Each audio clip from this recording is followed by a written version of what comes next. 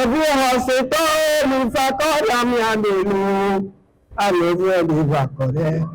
Jànátọ̀ ìjésù èkó àbòmọ̀ àmì wí. Àmì òjò lè fàfà ọ̀rọ̀ àmẹ̀gá ò lè fà. Èyí ò lè fà pé ò lè lọ bí àjègbè ńlá ìyàn wa. Mo lè tó jí àyàn wájú mi ìyàwó Jànátọ̀ bí homé. Màṣẹ́rẹ́ lèdè wéèrè ní gbogbo lámìnú. Ìyàwó kùgbòrò fèsì sí. Kàtà ọ̀pọ̀ bá túró. Títọ̀pọ̀ túró máa wà gbèrè kú sí ìwẹ̀ òbẹ̀rù. Ìfà ọ̀nà mẹ́rin. Moi, c'est Odilon Janato et je suis l'enfant de Janato Masséné, son aîné. C'est un homme généreux qui compatit à la douleur des gens. Un homme qui partage tout ce qu'il a avec les gens. C'est un homme qui a le sens du développement. La fondation Janato, je suis bien informé, c'est nous, les enfants, qui allons pérenniser cela. Puisque il a déjà préparé les tests. Donc nous allons étudier cela et poursuivre son œuvre. Ce que je peux lui demander tout simplement, c'est de veiller sur nous, de nous protéger, de nous aider à nous unir davantage et à continuer dans la même lancée que lui. C'est M. Boukessi Debo Grégoire Zola. Janato n'est pas un ami, mais un frère. Et nous, notre collaboration est partie très loin. J'ai le statut qui lui permet, le 1er janvier 2026, de quitter Coplou pour créer son association Janato. Ce que je peux retenir de lui, c'est un homme envoyé par Dieu pour sauver les humains. L'association Coplou, qui m'a expliqué, va au secours des démunis. Janato était parti, mais il y a des hommes. J'ai dit à ses enfants, Janato m'a laissé le statut. Donc, il m'a dit qu'il va faire sa fondation, son association Janato, qui aura son siège ici. J'ai adhéré, j'ai dit bon, je vais t'accompagner. J'ai le statut, mais ça ne mourra pas. Ce n'est pas l'argent qui fait la chose, c'est l'homme. Dites aux enfants d'être unis et d'aider les membres de l'association à pérenniser le nom de Masséné, qui est un grand homme, un homme bienfaiteur, que Dieu l'accueille dans son royaume. Kusa Mewaku René, Ticha Yewa, Nadu Bojome, Monagmato, Janato Masséné, et mon réunion, et nous coupons nous aider Matourio, et de l'éléphant, de doigt à terre, et mon Pégodo, de doigt à terre, mon badigo, et un bon fifou. Et Bétério, nous faisons encore. Et même son docteur, il n'y a pas un monsieur Janato Dokita. Collège Edo, Janato Collège, et maintenant, à Banto Soukour, école primaire, et à Dorigo. Il a signé le Jocho. Donc, on a eu, quand il est pour Godo, et à Do, na Bénin, un moment de à Banto, et de mettre de la Banto, l'Union à Banto. Il est dans le sous, et de mettre un petit peu sous ce et la main, ils sont pas pensés, et moi, ils sont pensés derrière. Et mon réunion, et non. Betelon et tout. Et tout, donc vous venez, mais moi, il est l'autre savonato. Il fait un bien éclat. Et la fin depuis hier, on a bateau. J'ai entendu le coffee, il dit, Jama, tu as parlé de tes mères. Pour le métier, on va dire, à ce que tu connais, et je vois que nous avons congrès. Là, à ce développement, à partir de temps, dans le meilleur piqué, et le wanké, on voit, tout le pied de Jamel, bon, 1989. Donc, pour 91 ans, il y a vraiment Gunther Wertmann et on va aller à la fois, il détenait le bateau et c'est au premier mois de deux ans. Ça va être un bateau ennemi. Et là, Thomas Oho, mais d'abord, Janato Masséné, il y a un caméra dans sa couleur. Il est de Gézé. Il va faire colping. Le monde a tout gagné, mais moi, je vais Gézé. Il a fait une émission de nous. Le monde est canal, il est gamin, il a fait il colping qui fait là, non. On est vraiment bien. Il peut colping, il est bien, mais dans le temps, il est voilà. Et oui, on va faire cela. Et quand il y a des relations, il y a tout le monde. Il me met ici, tout me la met. Et il tourne à nous de tourner Calavi. Il doit me donner Calavi. Alors, tu n'as pas une garçon de votre mec, tu as donné à le coup de go. Nous ne devons pas Kaka. Nos visarés en Pérégie. Il y a bon, c'est de voir moi, le coquin, le coffre de Péri. Il y a, il m'a fait le coup. Il y a le caisse de garde me fait pourtant. Avant, il y a le pauvre, le détail, la mienne, le faire le petit bout, il va bien que le tel est là. Le million, la me fait la wana. Et moi, je l'ai fait ça. Il a monté ça, il m'a demandé de faire amical garantant.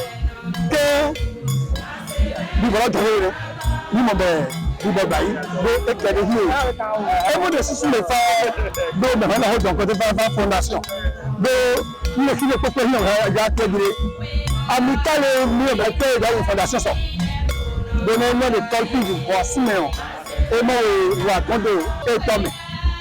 Au niveau de développement, ce qu'on dit, et bien il sort.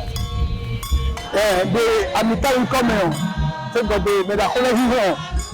Nous marquons comme de Biki, comme de la Victorie, des secours. Tantôt secours, c'est de secours. Si tu veux me dire, comment nous là, de l'homme de tout le héros d'Arrola dans l'amical. Mais là, on a le monde, secours, vidéo, mon sort, carré, et ce secours, et vous y évitez la Léon. Si tu as des secours de bonheur, et puis le point, mais il y a pas quoi. Nous devons nous mettre là-dessus. Nous devons nous pas et merci pour nous faire là. Mais ma on est là. Et il y a un Mireille Camaro perpétue. Nous avons tout exécuté. Il y a mon coup de trop lourd. Et là aussi, mais ceux qui vont encore ça. Tout temps comme on encore dit. Mais vraiment, quand on jale, quand on connaît, il y a des bails qui ont donné des boys. Photo, il y a le mot de Gounou, le baby, le trop de couleur. Et nous, il y a Gunter les gens à moi. Donc, oui, voilà, mais et mon sapin n'a vu que le mode de flower n'a vu que le fan est beau, un ami. Et nous, Gunter, mon bien, qui va me demander comment moi, toi qui font un ado, oui, on a beau. Et mon flower, mon djihad, mon bail. Et puis, il y a beau. Et mon contact, il y a quelqu'un qui m'a déposé quoi. Enfin, moi, il y a quelqu'un qui m'a dit, si il y a des gens qui font. Donc, moi, je suis venu à me dire, il y en a pas, il y a beau, un ami. Et voilà, mais là, au tout de tout, il y a des Paul Pivu, Saint-Vincent de Paul Féor, et Pédo, va maintenant les deux. Donc, il y a Paul Pivu, Chacado, Saint-Vincent de Paul, Saint-Vincent de Paul, mais tant en peine, Paul Pivu, mais créé, Paul Pivu, tantôt de. Il y a une janata de ne, mais le rené, et il faut tourner son compte. Vous avez ici le père Jean-Baptiste Taouzi, curé de la paroisse Sainte-Thérèse de l'Enfant Jésus de Diacotomé et aumônier national de Maccabée. Il faut retenir trois choses de Marcelin Dianator. Comme je viens de le dire pendant mon homélie, c'est la foi, c'est le travail et le partage. Il a su donner sa vie totalement à Dieu, béni par Dieu. Il a su aussi bien travailler et le peu qu'il a, il a su donner aussi. Il partage, généreux, la générosité et son humilité aussi.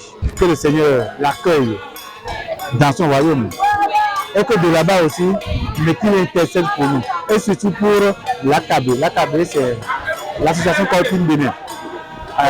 C'est lui le fondateur qui intercède pour que vraiment son œuvre continue. Que ce ne soit pas après lui, c'est le désert. Moi, c'est parfait. En temps, on m'appelle, je suis le coordonnateur de l'association Corpine Bénin diocèse de Dansaville, Marcelin Dianator. Un homme au cœur d'or, je l'ai dit. Il a un esprit dévoué. Il a toutes les qualités qu'il faut.